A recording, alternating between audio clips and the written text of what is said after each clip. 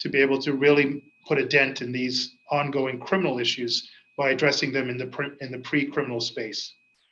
With over 6,000 calls per year for mental health, this is a 20% increase since 2015 on the demands of the police service.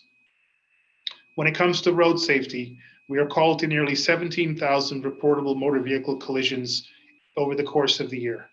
Of those, more than 20 are fatal, over 3,000 involve injuries, and over 14,000 relate to significant property damage.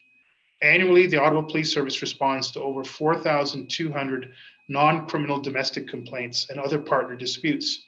This has grown by 10% over 2015, and we know the COVID impact when it comes to domestic incidents year to date. So far this year, there have been over 400 overdoses reported to the police, with naloxone administered nearly 100 times by our frontline officers. We have directly saved the lives in over 90% of those incidents. The number of overdoses is increasing dramatically, over 33% increases between 2018 and 2019. This only represents a fraction of the total picture that is reported to the Ottawa Police Service. I know that's a lot of numbers, and numbers may seem very abstract to people listening in on this presentation, but we know that each of these is a call for service that involves a response by our Ottawa Police Services members. It involves a person or multiple people who are in crisis, and it involves the families of those people in crisis. Every call has repercussions across our community. Every call takes a toll on our community members as well as our service members. I know that the majority of this public meeting will focus on the budget. Over the last year, we've received a great deal of feedback about policing and its role in our community. We've heard calls for more policing. We've had calls for defunding of policing, and we've had calls for focusing police resources on other areas and in better partnership with other agencies. We have been listening, learning, and changing.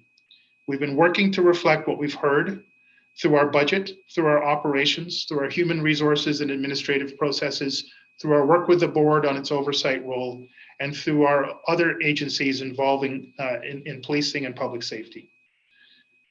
And we're making real commitments in this budget.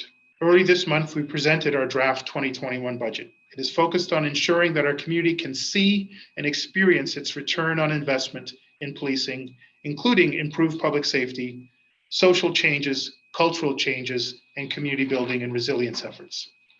This is a change budget. We've taken the feedback we've heard and put together a number of key proposals to address them. We will listen to the feedback we hear today, as well as the motions, Chair, that you articulated earlier on, and we'll continue to make changes all along the way. I'm going to outline some of those changes now. First, our mental health response strategy. Through consultation and partnership with the community, the Ottawa Police Service will contribute to the development and the implementation of a multi-year strategy focusing on better coordination, access to community health services, as well as improving our overall response to any calls for service where mental health and addictions is an issue. This includes increasing the training for all of our members, improving our initial response, building networks with community partners to ensure people get the appropriate help they need, and introducing and increasing mental health professional capacity on site and through our 911 communication center. We will work with community partners to develop this model and increase mental health training for our communication center staff themselves. The second initiative is the ongoing expansion and improvements around our neighborhood resource teams and our neighborhood policing strategy. We will continue to make investments in our community policing model to reach across the entire city of Ottawa. Additional neighborhood resource teams will be deployed to suburban neighborhoods, and an investment in community policing officers will increase. The 6 neighborhood resource teams currently exist in our urban areas. The 2021 budget will include 20 new permanent officers in our neighborhood resource teams deployed into the suburban areas, as well as 5 additional community police officers that will serve our suburban and rural areas. It will allow our service to continue to build better community partnerships and work with local residents to focus on preventing crimes, solving crimes, and improving community resilience to social disorder at the neighborhood level across the entire city. The next area relates to equity, diversity, and inclusion, and our ability to train our officers and improve their capabilities. There will be an increased focus on organizational training and the rollout of our equity, diversity, and inclusion toolkits that will focus on mental health, the intersectionality of anti-Indigenous and anti-Black racism across all of our internal systems and external services. By enhancing the awareness of all of our members, we will promote trust in policing and further develop an internal culture that actively promotes EDI within the organization. The fourth item relates to violence against women, as well as our missing and murdered Indigenous and women and girls efforts. 5 new investigators will be added to the sexual assault and child abuse section, as well as our partner assault section. 2 of these positions will be focused on improving coordination in regards to violence against women services, as well as our initiatives that relate to missing and murdered Indigenous women and girls. The 5th area relates to how we improve the health and wellness of our own members. There will be a significant investment in the wellness section, including 4 new positions focused on improving the overall health and wellness of our Ottawa Police Services members. We have also developed a third-party process for all types of harassment, including sexual harassment. This budget also shows our commitment to change now and into the future. Let me talk about the long-term planning focus in behind this year's budget.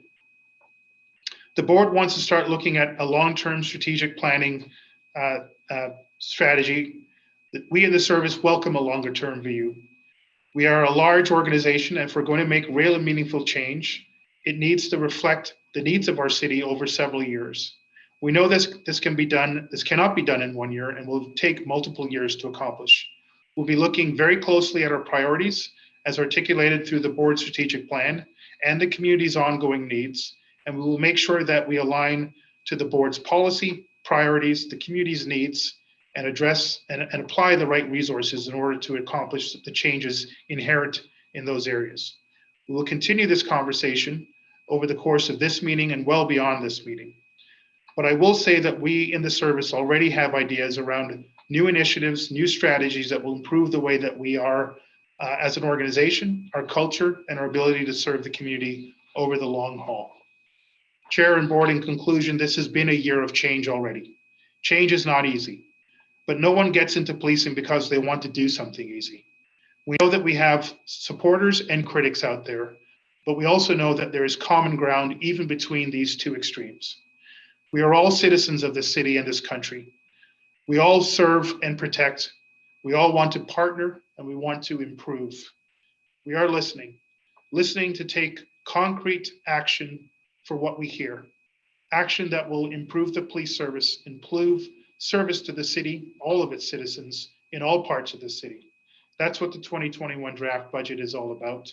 We have a long road ahead, but we are well on the way. Last but not least, I'd like to just present a snapshot. We could just advance the presentation. This is a very brief snapshot of a day in the life of the Ottawa Police Service. I know that we get caught up around the big events, the budget, fatal encounters between the police and the community, protests, high-profile crimes, including homicides. This is the average day in the life of the Ottawa Police Service, our Ottawa Police Service members and our frontline members in particular. 21 crisis or post-traumatic calls for interventions, 2 criminal code offenses that involve traffic offenses, 8 break-and-enters, 2 vehicle thefts, 12 fraud incidents, 21 arrests for a wide variety of issues, 2 robberies, 2 sexual violations. Each day we receive 850 plus calls for service that require 250 police reports. We have over 26 reports of collisions every day into our collision reporting center, 18 calls affecting that involve people in emotional distress, over 227 background checks. We receive 7 missing person reports that in some cases require the involvement of hundreds of police service members as well as partner agencies and volunteer agencies. We received 643 calls for service requiring some sort of a police presence. We respond to 100 priority calls for service. We issue 145 provincial offenses tickets. There's a lot going on every single day. This is just the core policing responsibilities, never mind the initiatives that are undertaken to advance new innovations, new initiatives, new priorities, new policies that we discuss every month at these meetings. I want to repeat, there's a massive amount of work that gets unheralded and almost unknown by our police service members across the largest city in Canada. They don't make the headlines. They're not tweeted about in any way. And most people receive those services. They're grateful for them. They're delivered with compassion and professionalism and uncommon patience by our members. We do tend to focus on the highlight reel here on these meetings, but I need to remind the board and the public of the incredible amount of work, the diversity of work, and the high quality of work that takes place across this city every single day, day in and day out, week in and week in, month in and month out, year in and year out in this city. Chair, thank you, board. Thank you for your patience and attention. Thank you for your report, Chief.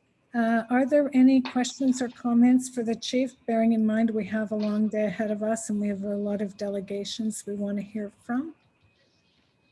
Seeing none, received on the Chief's report? Received. Thank you. So before we go to our next item, we are experiencing a technical problem with YouTube. And I am receiving messages from the public that they're unable to access the site. So I am going to call a 10-minute recess so that we can shut down the system and restart it in the hopes that we can get it up and running. This is an important meeting today, and I think it's important that the public have access to it and hear it. So it's regrettable, but I do think it's worth taking a recess to restart YouTube and try and make sure that people can access this meeting. So it is now 3:08. We will resume at, let's say, 3:15.